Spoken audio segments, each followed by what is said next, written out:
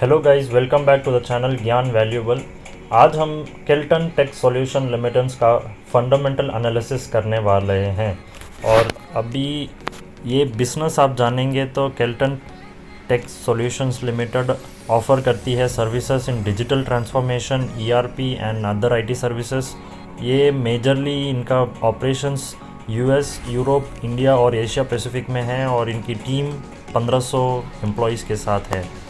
और सर्विसेज बहुत wide range of service perform ये प्रोवाइड करते हैं। आप screener.in में जाके आप डिटेल्ड एनालिसिस, ये रेवेन्यू ब्रेकअप देख सकते हैं। इनका मेजर रेवेन्यू आता है डिजिटल ट्रांसफॉर्मेशन के ज़रिए, एंटरप्राइज सॉल्यूशन से कंसल्टिंग एक्टिविटी आती है और मेजर जोग्राफिकल कंसंट्रेशन है यूएस में, जिसमें से 81% ऑफ रेवेन्यू उनका यूएस से आता है। फिर हम जानेंगे क्लाइंट प्रोफाइल। आप देखेंगे तो फॉर्च्यून 500 कंपनीज़ को ये अपने सर्विसेज प्रोवाइड करते हैं और फिनेंशियल ईयर 21 में top 10 and top 5 client in company के टोटल रेवेन्यू कंट्रीब्यूट कर रहे थे 27 to 16%। सो इनके पास करीबन 300 क्लाइंट के आसपास है और जिनमें से टॉप क्लाइंट है यूनाइटेड पार्सल सर्विसेज INC। बहुत ही अच्छा क्लाइंट बेस है इनके पास। इनका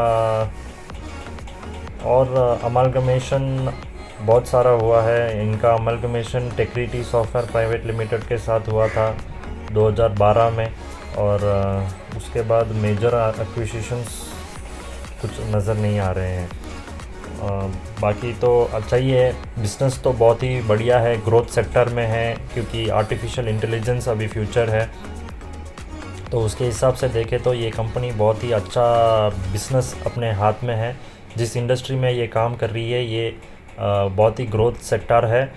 लेकिन कंपनी का जो फंडामेंटल हम देखेंगे अभी, इसका बहुत ही इम्पोर्टेंट रोल पहले हम स्टार्ट करेंगे इसके बैलेंस शीट के ज़रिए। सो मेजर बैलेंस शीट में आप मेजर कंसर्न में दिख रहा है कि भाई इसके पास बोरोइंग बहुत ज़्यादा है। एज ऑन सितंबर 2021 का है। अभी तक इनका जो दिसंबर क्वार्टर का जो रिज़ल्ट आना है वो अभी तक आया नहीं है, लेकिन अभी जो अवेलेबल इंफॉर्मेशन जो है हमारे पास, सितंबर 2021 को बोरोइंग है 88 करोड़। तो मैं कभी भी कंपनी का बोरोइंग वेरीफाई करता हूँ, जब भी वो बोरोइंग को एनालाइज करता हूँ तो मुझे कैश इक्विवेलेंस को भी देखना बहुत ज़रूरी समझता हूँ, क्योंकि अगर कंपनी के पास अवेलेबल कैश अपने बोरोइंग से ज़्यादा है तो वो कभी भी अपने बोरोइंग्स को पे कर सकते हैं, उसमें ज़्यादा दिक्कतें नहीं आएगी कंपनी को।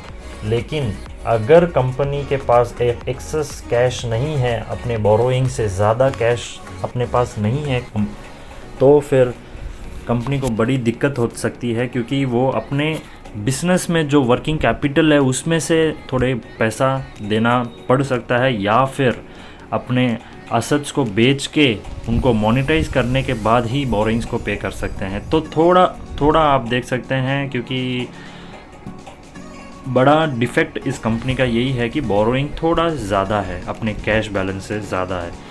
बाकी तो कंपनी कमा के दे सकती है हर साल, लेकिन जो cash balance, access cash balance जो मेंटेन करना चाहिए कंपनी के पास थोड़ा कम है।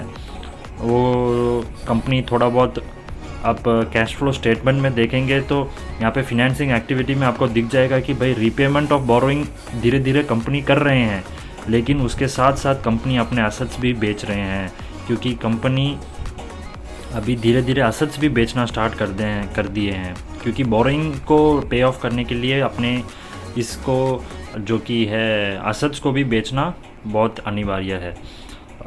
फिर बाकी का हम देखेंगे। शेयर होल्डिंग पैटर्न तो बहुत ही बढ़िया है। प्रोमोटर्स के पास 52% है। प्रोमोटर्स इनके सभी अच्छे, चिंतन कृष्णा रेड्डी है जो कि यहाँ पे आंध्रा के लग रहे हैं सभी।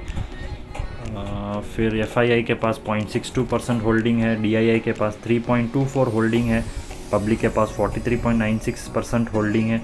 बहुत ही अच्छा promoter holdings, share holding pattern अच्छा ही है प्रोमोटर, लेकिन पब्लिक के पास एक्सेस होल्डिंग होने के कारण थोड़ा क्या कहते हैं ना, एक सेंसिटिव स्टॉक बन सकता है। ये कभी भी मार्केट के गिरते ही ये थोड़ा हाई बीटा स्टॉक बन सकता है। हाई बीटा स्टॉक आप बोल सकते हैं इस कंपनी को। और बाकी का आप देखेंगे प्रॉफिट वाइज तो थोड़ा स्टेबल ग्रोथ ही रहा है अभी तक। फ़िलहाल मार्च 2021 में 71 करोड़ रुपीस का नेट प्रॉफिट आप देख रहे हैं, और इस साल जो कि टिल सितंबर का 75 करोड़ कमा चुकी है, और ये बहुत अच्छा फिगर अभी कंपनी पेश करने जा सकती है दिसंबर क्वार्टर में।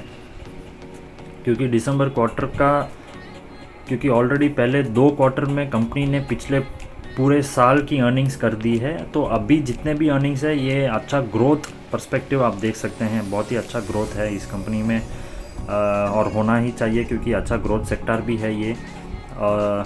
फिर अभी देख रहे हैं हम इसका सितंबर 2021 का जो नेट प्रॉफिट आया था 17 करोड़, तो इस बार थोड़ा एक्सपेक्टेशन हाई ही है इस कंपनी से। और एक बड़ा डिफेक्ट यहाँ पे मैं देखा है, मुझे मिला है कि प्रोमोटर होल्डिंग्स जो है 52%, उसमें से 12.72% प्लेज्ड किया है कंपनी के प्रोमोटर्स ने। तो ये भी कहीं ना कहीं एक डिफेक्ट है कंपनी का।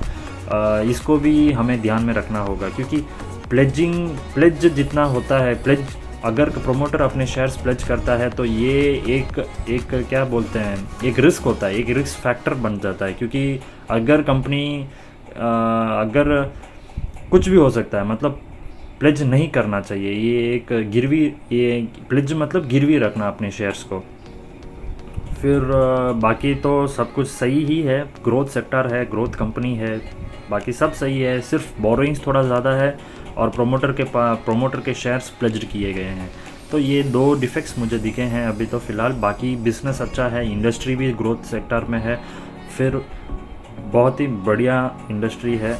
देखते हैं अभी प्राइस एक्शंस कैसे बनते हैं, रिजल्ट्स कैसे आते हैं, अर्निंग्स कैसे आते हैं, तो उस पर अभी थोड़ा नज़र रखना पड़ेगा। और उस पर भी मैं वीडियो बनाऊंगा आपके लिए, क्योंकि अर्निंग्स बहुत इंपॉर्टेंट है।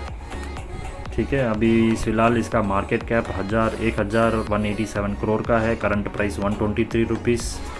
पी बहुत कम ही है, अगर कंसल्ट आप देखेंगे इस इंडस्ट्री में पी बहुत कम है, क्योंकि होना ही चाहिए, क्योंकि ऑलरेडी डेट है, ऑलरेडी ये है। क्योंकि बाकी आप देखेंगे इनके जो पीयर कंपनीज़ है, इनके पास ज़्यादा डेट नहीं है। डेट टू इक्विटी रेशियो आप देखेंगे सबसे ज़्यादा आप केल्टन टेक में ही दिखेगा।